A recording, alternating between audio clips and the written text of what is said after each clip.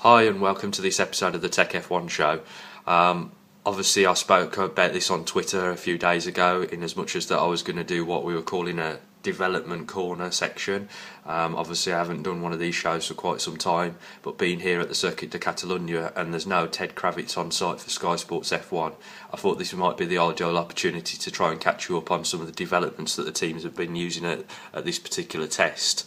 And obviously go over a few things that you might not be aware of from before then. Obviously I apologise for the quality of the video, etc., but I don't quite have the budget of Sky, so we've got no SkyPad to work with, but hopefully I can cut and edit this together and make it look a bit decent for you. So we're going to do this in alphabetical order, and we're starting with Ferrari, and you can see that we've got obviously Sebastian Vettel at the wheel of the SF15T. If we move on to this next picture here, we can use this as a reference point to understand what the team have actually changed on the car for this test and what they're proposing to use at Melbourne. So we've got the new parts for the neck for Melbourne, and obviously for this test. We've got the new camera pod mounts, which are obviously a controversial item that the FIA have looked to try and close down the loophole on, especially in terms of Mercedes and obviously Ferrari that were running these. I think it would have been something that the teams might have pushed heavily on towards the middle of the season and got some extra developments in that respect if they hadn't left it a little bit more open.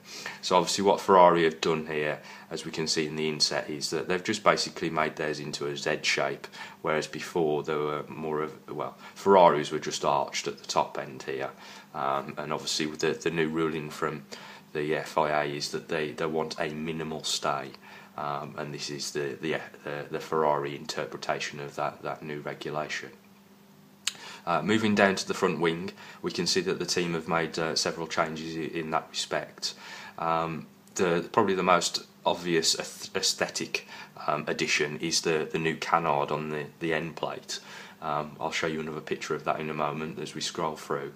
And this particular wing, I think, is more of a development path that the team have been taking over the whole of last season, and maybe even a little bit before that, and when they weren't really getting the results that they required from the wind tunnel in Cologne. Since they've gone back to their own tunnel in Maranello, they've started to reap the rewards of that. So as we can see in this image here, they've tried this kind of cascade arrangement in the past with this R cascade just off to the side here. As I say, they're flitted in and out of different configurations throughout the previous seasons, as they just couldn't get what they wanted in the tunnel to work when they got to the track. So obviously they're the major changes to the Ferrari. Obviously you can see here again the camera mounts are more of a Z shape or an S shape, whichever way you want to look at them.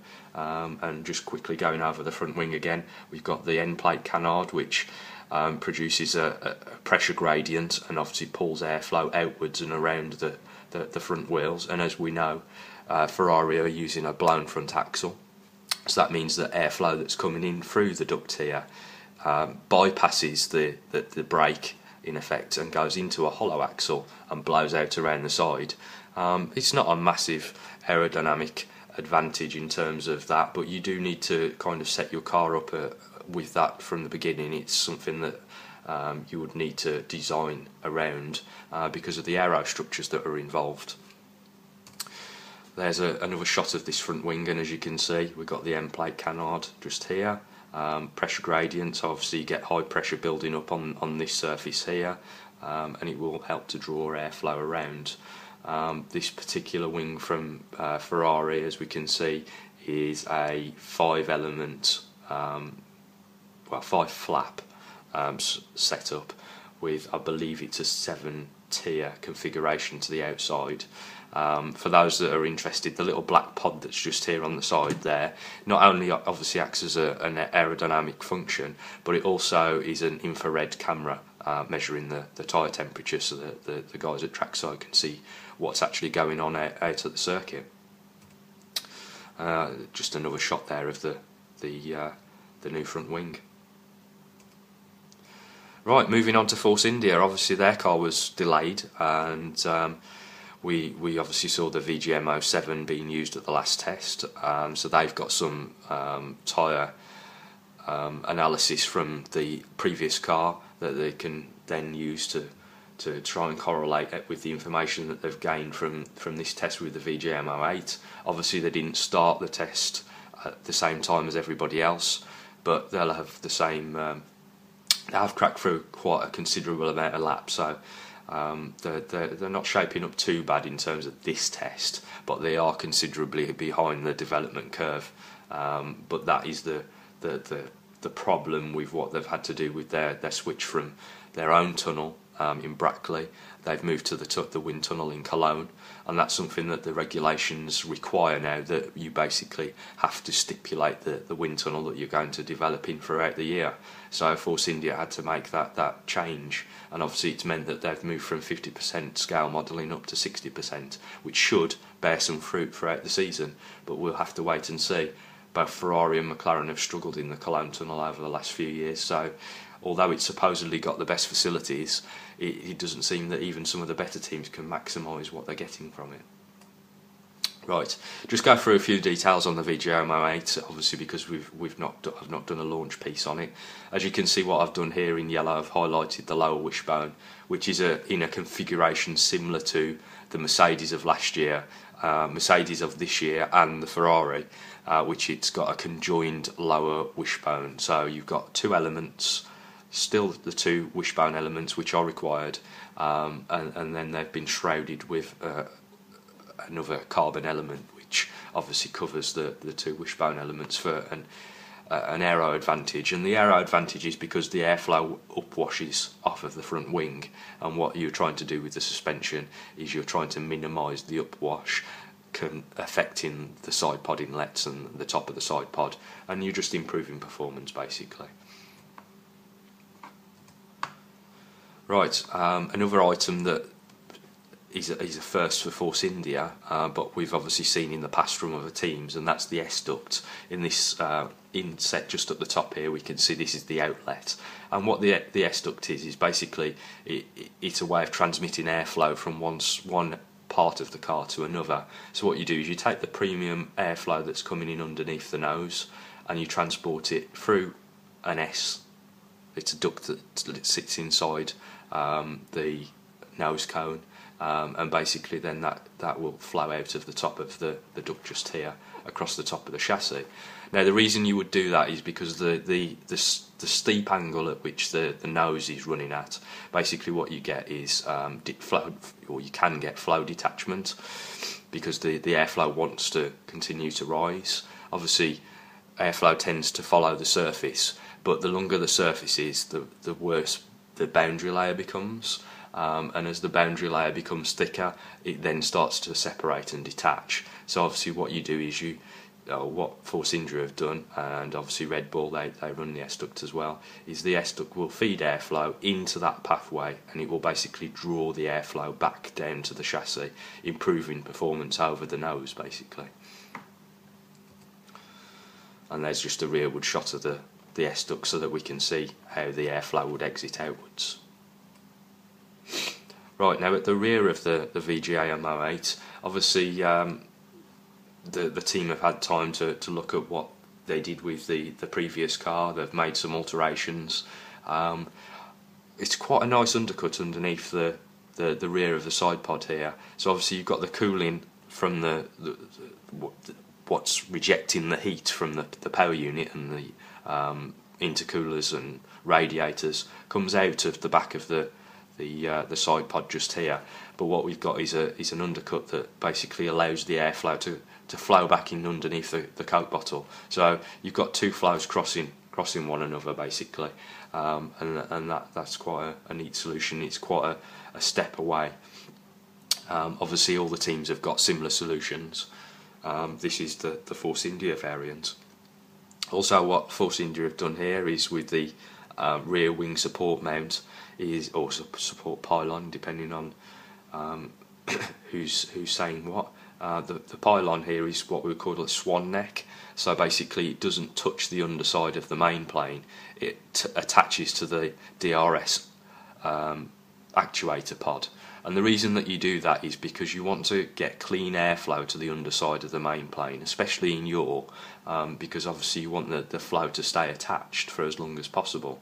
If you start to get in yaw the pylon affecting the wake because it's on the front end of the main plane, on the underside of the main plane, you can start to get separation. You're still going to get some limited separation with having the pylon there in the first place, but it's mitigated by the fact that you've obviously taken the connection above the main plane and you've pulled it forward somewhat. Again, we've got a couple of tyre squirts, tyre slot leading edge wake slots in the end plate here, and we've also got some strakes which will create an upwash. Because when we lost the beam wing in 2014, the teams obviously were then trying to recreate what they'd had in the past, and that's to create an aero connection between the diffuser, which obviously runs underneath the car and angles upwards, and the rear wing. And those two air structures you want to kind of work together. So to do that, you basically want to get the other air structures around the car to work with it. So you've got the exhaust plume in which you can do that, but obviously some of the teams are trying to manipulate it with the end plates as well, adding these little strakes, etc. A shot at the rear of the car there, as we can see, the Y100 winglet, or the monkey seat as everybody now knows it, sits astride the crash structure, or alongside the crash structure, so it's more of a ladder winglet. There's quite a few different winglets in there. It's very similar to one that the team ran last year. It's something that they'll probably replace as the year goes by, and decide to develop that particular area of the car. Oh, sorry, just scrolling back quickly as well, something that I wanted to mention on this car, and that's the little outlet just here, which is roughly above the turbo on the PU106B, which is the specification of the Mercedes power unit. Mercedes have something very similar, and so do Ferrari, although Ferrari's is an inlet rather than an outlet. It's just something to help with the cooling. As we know, it's quite well, not a problem, but it's more of an issue with these more efficient power units. Right, moving on to Lotus, and as we can see here, the team were conducting an aero test where they've got a keel probe attached across the front of the rear wing there, just to measure the flow as it comes across. Check everything that the wind tunnel was saying, the CFD was saying, is actually working.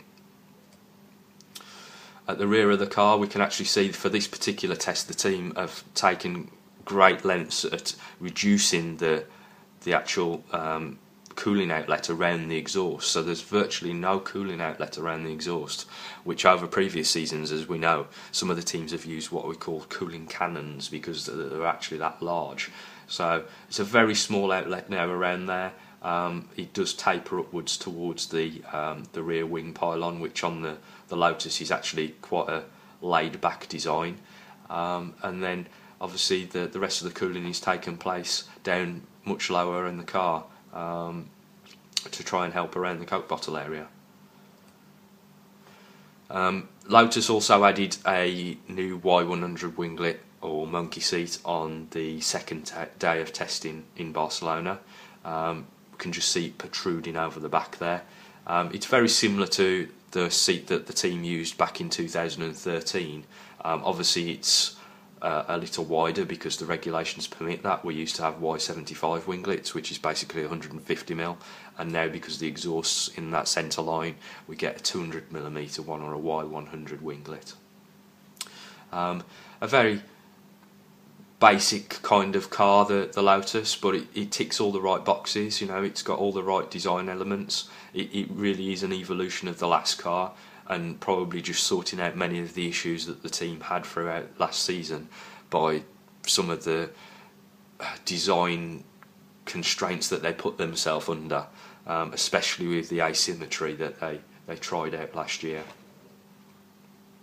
Right, moving on to McLaren, and obviously McLaren and Honda have had a bit of a problematic start to their relationship with a new power unit. Obviously, they're having similar struggles to what we saw Renault have in 2014. They'll clearly come good. Honda will always support their teams in the sufficient way. They actually got quite a lot of mileage under their belt on day 2 with Jensen at the wheel, 101 laps, so they can't sniff at that. But obviously again today on day 3 of testing it was a bit of a lacklustre performance, and I think they finished up with about 40 laps, having had another hydraulic failure. In this particular image you can see that the team are actually doing some aero tests, so there's flow visualisation on the rear wing assembly. We've got it on the end plates and on the main plane and top flap, so they're just checking obviously that everything that they assume to be working is actually working, and we can see it again here from above. So the flow is on there. You can basically see the streamlines on the end plate there. Now during day 2 with Jensen at the wheel, the team also decided to add a Y100 winglet or a monkey seat. It was a very basic design, not overly complex or overt like we've seen from say Mercedes or Red Bull in the past. It was very much a straightforward, straight design. Right, moving on to Mercedes. Obviously, we all know that they ran away with last year's championship, and it's clear that they have fantastic pace again this season. For the other teams to find that kind of pace is going to be difficult, but I'm sure they'll give it a good go. So this is the old rear wing setup, which had 2 support pylons. They were one of the only teams last season to continue to run the 2 support pylons, so they were running almost at the top end at 200mm, but obviously V'd down, and they ran quite an extensive sizing of Y100 winglet or monkey seat with very many tiers that was obviously helping to manipulate the exhaust plume, especially the curved end plates at the bottom here that was added about 5 or 6 races into the season. But when they got to the final test here in Barcelona, they decided to bring a new rear wing assembly, and there's a few features on there that we need to talk about. So firstly, obviously there's only the singular pylon, and to have a singular pylon you've really got 2 options.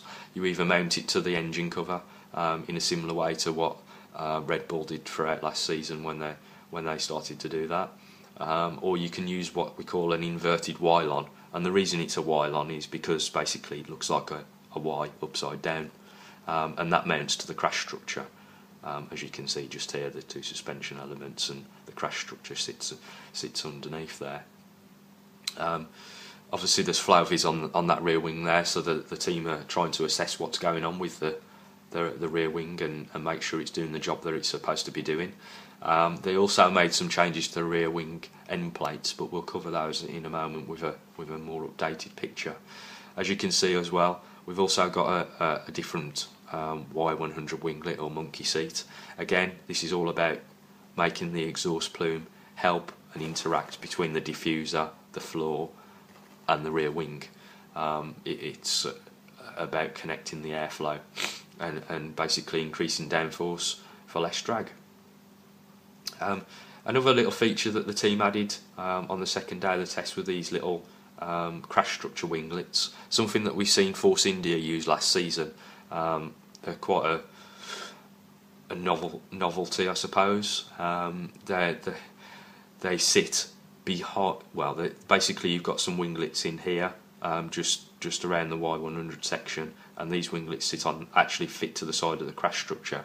Now, my guess is that the winglet that we see just here is temporary, and we'll actually see another winglet be produced for Australia going onwards, and it will sit on these crash structure winglets. But again, we'll have to wait and see about that. It depends on how much downforce that the team need. They seemed pretty good around the circuit to me when I went out trackside. Another little addition to the the cooling outlet at the back of the Mercedes, what the team have done is that they've actually created almost a detachment section, which obviously I've highlighted here in yellow, and basically that sits proud of the actual cooling outlet, which is just across here. So what that does is it allows the airflow to travel. Well, the airflow is travelling around the side pod, and it will basically pull on the airflow that the side pods are trying to reject. It will just make it more efficient. What isn't completely obvious from this picture is, although you can see it on this little one just here, there are some parts of this here which have got little, they've almost got like little triangular elements on there, and that's there to help vorticize the airflow, and again pull the airflow through, and obviously change the geometry of the particular piece of bodywork that we're looking at. Right, down onto the diffuser for the W06. Now this, again, we'll just have a quick look at the Y100 winglet, because this is the old one that the team were running before they had to go to the slimline one, which is fairly similar to the Monza spec that they used last year. But yeah, this is a very complex Y100 winglet. We've got two blades. We can quite easily see here with heat reflecting paint on it, which obviously is to deal with the exhaust plume. You don't want it setting fire to the carbon. There's another winglet which is hidden just behind it, which we can't overly see, and then there's two winglets above, and obviously we've got the curved end plates. All of this is to help draw the airflow upwards, helping with the rear wing and pulling on the airflow from below. Now what I've highlighted in this little circle in the inset is the old Y100 section underneath the crash structure. So what you've got is a little ladder winglet, a couple of triangular strakes which they create little vortices off of there to pull airflow up and through, and again a couple of saddle winglets on the side. And what the team have done is they've made changes to that whole area, obviously all down to efficiency. But what they're trying to do, if we look at the inset here, is they've changed the angle of attack of the actual diffuser, so it will work over a different operating window, making it more efficient over a wider angle. They've still got the little vortex generators, as we can see on the bottom of the diffuser, and that's obviously on the back of the trailing edge of the plank. So what you're trying to do is you're trying to keep the airflow attached as it ramps up the back of the diffuser at all speeds. The ladder winglet's been changed, as we can see. It steps out proud, and the central portion of the actual diffuser section and the gurney have been changed to adapt to that. And obviously we've lost the saddle winglets, we've lost the triangular strakes, and we've got a couple of ladder winglets either side of those as well. And obviously they're working with the crash structure winglets that I've already mentioned. So all of this again is all to do with pulling airflow up and out. What we'll talk about on this particular picture as well, though, is the other changes that Mercedes have made to the rear wing, which is basically, because we've obviously got the central pylon, what we've got is one slot gap separator. On the old wing, because we've got the two pylons, we've got two slot gap separators, and that's to obviously stop the teams from flexing the rear wing. Back in the early 2000s, what teams were doing were they were stalling the wing by allowing the top flap to basically touch the main plane, and that would make the angle of attack too severe on the straight and cause a stall, and obviously increase top speed. So the FIA brought out the slot gap separators. What we've also got then is, if you follow the wing across, you'll see that there's a little V in the middle. We call that a V groove. On the old wing there was two to align with the old pylons and slot gap separators, but what we've got on this one, we've just got one singular one, and it's a much bigger to obviously account for the change to one rather than two. On the end plates, we've got a more exaggerated set of slats. They're slightly larger than the previous ones, but they've also increased the size of them, and obviously they've changed the way in which the sculpture works with the end plate as well. That's much more severe, and obviously again it's all about creating upwash and generating as much downforce as possible with the connection between all of those elements. Right, moving on to the controversial bit over the last few days, which is obviously to do with the camera mounts. This is the previous design that the W06 rocked at the last couple of tests, and basically, as you can see, the camera mounts are in the cameras are in the position. There's a box basically within the regulations in which that the cameras must be perceived to be shown on the side of the nose. So what Mercedes and the other teams that were running these kind of stalks decided to do was to put them in that particular area and then just have a stalk down. And the reason that they do that is because they give you an aerodynamic advantage. They always remind me very much of the R107 or 108. Might have even been a 106, which was the Honda, which had the elephant ears. They're a bit further down the chassis here, but they sprouted up quite high. And basically those were used for efficiency, to obviously help with the side pod inlets and the rear wing and side pods, etc., and just help to make them more efficient. And that's what obviously we're looking at here, is the teams reading into the rules and thinking that they can take an advantage, and the FIA have now decided that they're going to clamp down on that.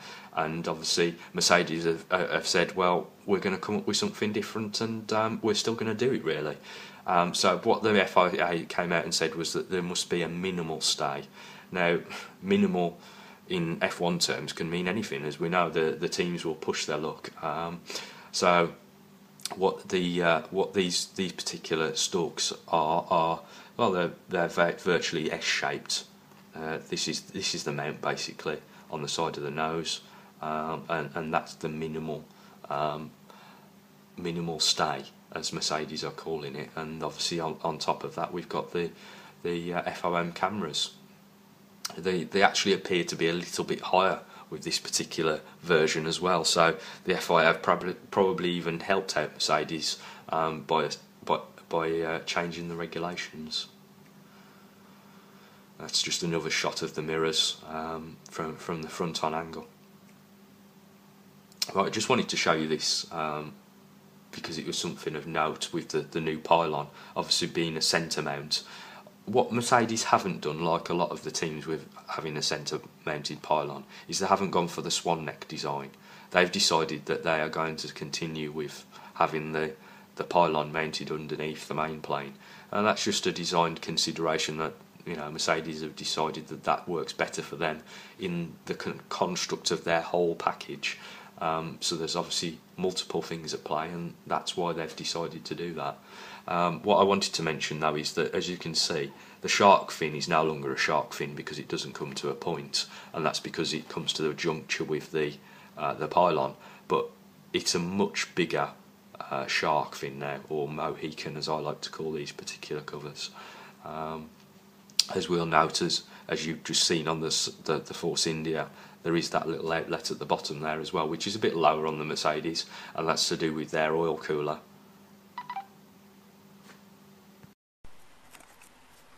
Right, okay, you might notice that there's been a change of light on this particular part of the video, and that's because the battery decided to die on one of my cameras last night. So this is part 2 of Development Corner. Still in the hotel room, need to check out this morning, so I've got to bash on quickly and get through the final few teams. So obviously we were with Mercedes last night, and we'll move on to Red Bull. So the LB11, this is an overview of the suspension. Obviously on this particular picture we can see the S-duct as well, which we've already talked about earlier with the VGM08, sorry. And obviously the S-duct, there's a little duct in the bottom of the nose, and the airflow is converted from the bottom in a duct and comes out on the top of the chassis, and aids with airflow attachment, obviously. But the real reason I wanted to show you this shot of the suspension is that Red Bull made a slight change to their lower wishbone, or the rear part of the lower wishbone, here in Barcelona. And if we have a look at this one, you'll see the flow visualisation on the extra spat that's been added to the lower wishbone. Obviously that's shaped to affect the airflow across that section, and will change how it approaches the front end of the side pod, and just conditions the tyre wake to help improve the floor performance. Moving on the third day of testing, now yesterday, we saw that Red Bull tried out a new rear wing end plate, and it's something that we haven't seen before. Pretty much when Red Bull brings something out, it might be something that we haven't seen before anyway. But this particular one is the leading edge slat, the tyre wake slot just here, has been increased, and not only increased, but it now joins as part of the louver. So if we move across to the next picture, this is obviously the diagram of what we could see in that last image, and the two green strakes just here basically supports, because this part here would be extremely flimsy without those supports in place. Probably start flapping around. Now the whole idea of this particular leading edge tyre wake slot is to obviously increase efficiency across the rear wing. The normal slots that we find just here help to energise the airflow, and basically help with the length of or the aspect ratio of the end plate, and obviously feed air to the underside of the main plane and the top flap. What it appears that Red Bull are trying to do here is create two effects. They're obviously trying to increase downforce and reduce drag. So by connecting the louver to the slot here, what I believe is happening is we're seeing both drag reduction and an increase in downforce, which is particularly important obviously in yaw, and that's when the end plate creates a bit of blockage. So if we move on to this other diagram that I did of the RB11 yesterday, it's a bit exaggerated, but based on a picture that I saw yesterday of the heat haze being redistributed by the rear wing, it kind of shows what's going on with the rear wing. So this is what I'd ordinarily expect to see off the back of a rear wing, and it's a more entwined vortex. So the two pressure gradients meet, obviously the main plane and the top flap, with the pressure gradients of the end plate. It's mitigated by the louvers that we've just saw on other cars, to try and dampen that effect and reduce the drag. So obviously this will cause drag because it will start to stall the outer parts of the wing there. And obviously what I saw on the RB11 picture yesterday was the fact that the heat haze was actually a lot larger, and the way that the vortex was rolling was completely different to any time that I've seen it in the past. Whether it was just an incidental shot, and it operates differently under other circumstances, that remains to be seen.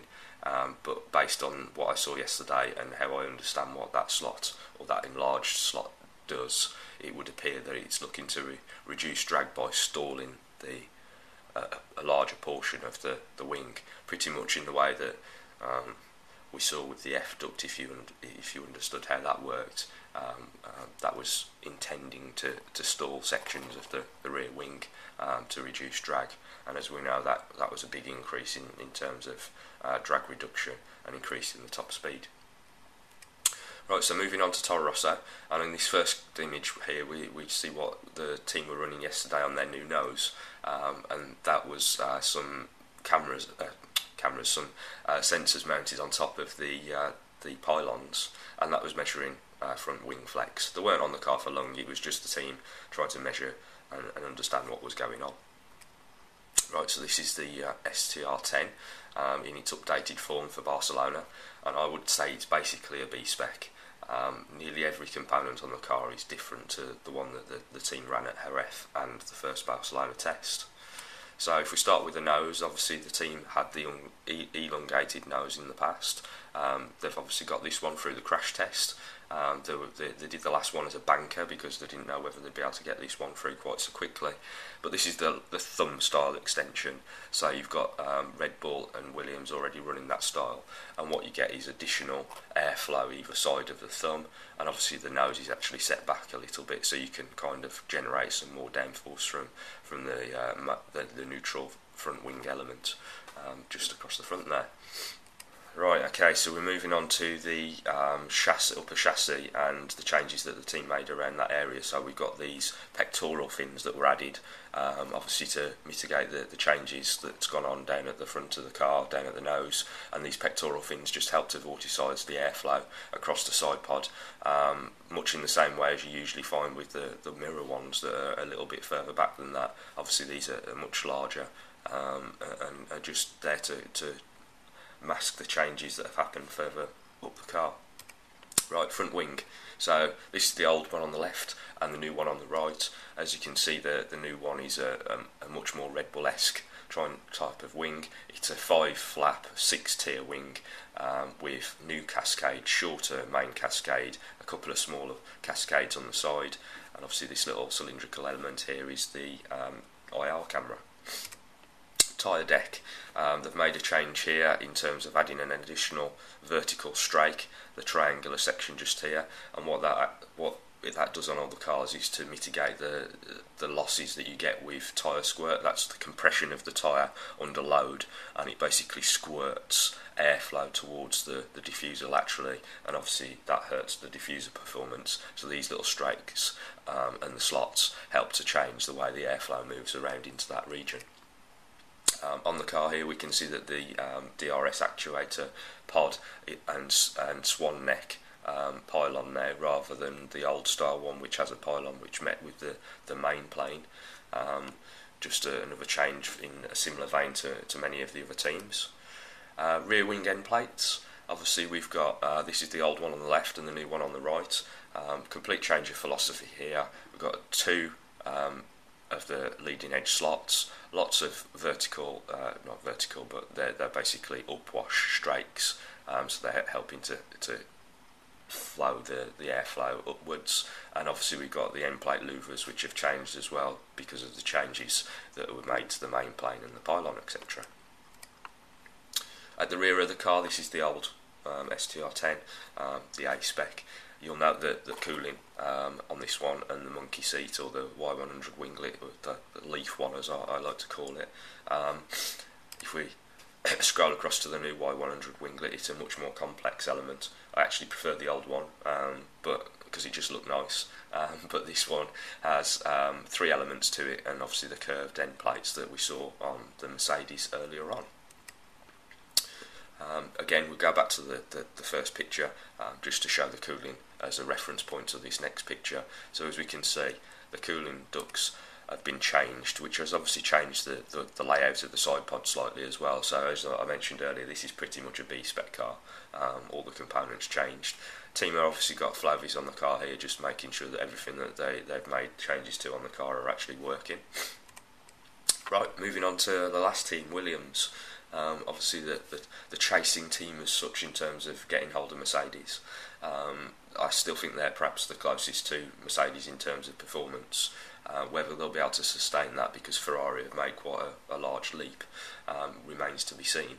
But as we can see, the changes that Williams have made at this last test in Barcelona are really to try and increase the performance of the FW37 when compared to the FW36, because the cars are fairly similar in terms of their overall structure. So what we've got is an inverted Y-lon for added rigidity at the rear wing. Obviously Williams were the only team last year to run without any kind of centre pylons, and they had to make other changes elsewhere on the wing, which I'll show you in a moment. But basically the new Y-lon is a swan neck, and it just surrounds the exhaust there. That acts as a bit of an aspirator, so it basically pulls, the exhaust plume will pull on airflow that is coming into that region and expand. Right, this is the shot from the rear, and in this particular shot we're seeing what's been done with the end plates. If we look in the inset just here, the team have obviously increased the length of the end plate to counter the fact that they've lost rigidity at the low end, which we'll see in a moment, and that means that the lower suspension element actually goes through the end plate on the end here. Right there, this is the FW36 and the early FW37 in terms of the lower wing that the team used above the floor to add rigidity to the actual structure. So obviously I've marked that in yellow on this side, and that was mainly used as a support fin, but obviously had other effects to the performance of the diffuser, etc. But obviously the team have decided to ditch that now, which will allow them more scope in terms of diffuser development, because obviously the old fin was literally at floor level, so they were having to give up some diffuser performance for that. So they may obviously choose to go with some more peak performance. This is the new layout at the front of the side pods. Basically, the Williams team have followed many of the other teams on the grid and basically arced the side pod airflow conditioner over to meet with the side pod itself on the shoulder, and then they've moved the vortex generator across to account for that. Obviously, the reason that teams use these type of airflow conditioners is twofold. It protects the side pod flow from the wake of the front tyre, and also obviously it helps to keep the flow that's moving around the underside of the side pod aligned. This particular one that Williams are now using is very similar to Red Bull in as much as the way it's orientated. Its leading edge is splayed towards the chassis, so a lot of teams are moving in that direction at the moment. Changes to the barge boards. Obviously, on this inset here we can see that now that they've got slotted barge boards. A lot of teams have run those in the past, and it's basically just an efficiency thing. It means that airflow is injected between the barge board and energises the airflow from one side to the other. That's it for this episode of the Tech F1 show.